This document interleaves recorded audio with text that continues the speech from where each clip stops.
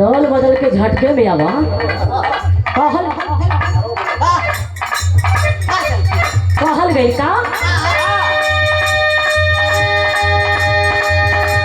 कहल गई कि यारे लेके हम आवत रहनी ससुराली से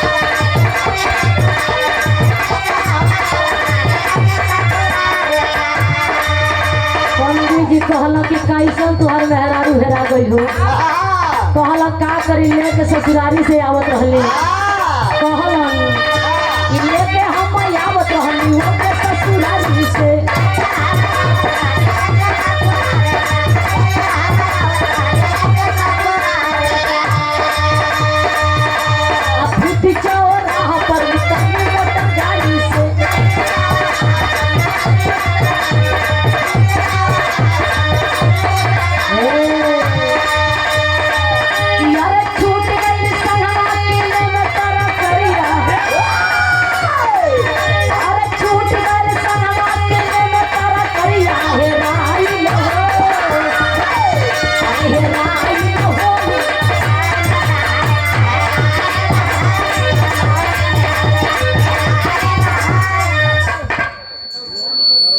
लगेला भाई देखो भूलवा जानती कौन देता ना आदरी आप कौन देता जो संगीत के भोजपुरी दुनिया के बड़े सुपरस्टार उपेंद्र लाल यादव जी स्वर्गीय उपेंद्र लाल यादव जी आज हम लोग के बीच में वो नहीं है वो भी आकर के मंच के शोभा बढ़ाए हैं सही है ना शुरुआत वही किए हैं तो आप स्वर्गीय उपेंद्र लाल यादव जी के ए आत्मा के शांति के लिए हजारों हजार रुपए से सम्मानित किए मालिक से ये फरियाद करो कि वो आत्मा जहाँ भी होके वो आत्मा के भगवान ऊंचा स्थान दे यह मालिक से फरियाद रही कहल गई अरे उठेला पदरा हो अरे उठेला पदरा हो उठेला पदरा हो पप्पू भाई देखले हवो अरे उठेला पदरा हो अरे उठेला पदरा हो उठेला हमरे था पावत हो काहे कि आगे पीछे मारत हो जा पाछे का आदत हो गई है कहल गई अरे उठेला पदरा हो अरे उठेला पदरा हो उठेला तो हमरे हमरे क्यों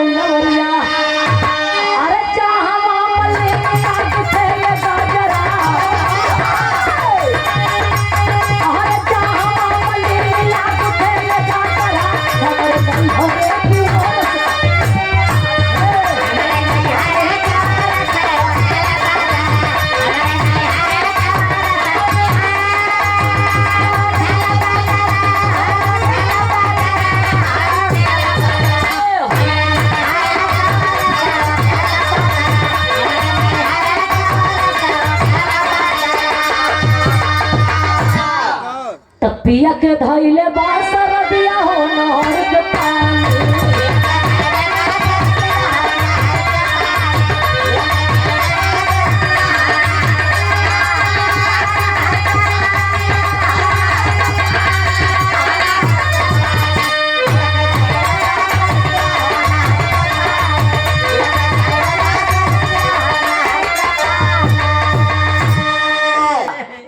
माता माता रानी से बोल रहे तुम्हार पछेलो बना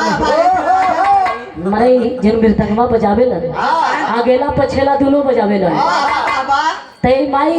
दुर्गा के पंडाल में आयल है तो फरियाद करो कि तुहार दोनों बरकरार रहे। कहल गई का टिपिया के धैले बासर दिया हो नहर के पानी।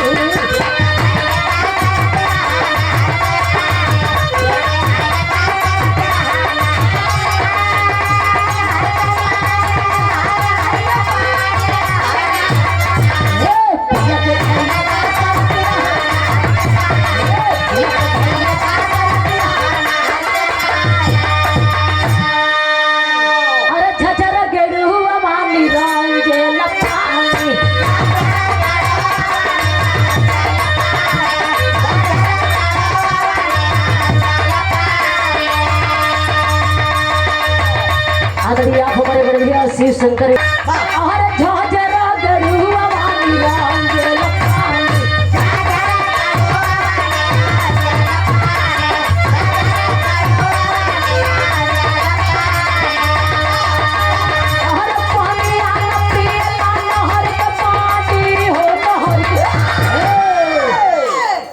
हमारे और ताकल करा जाए।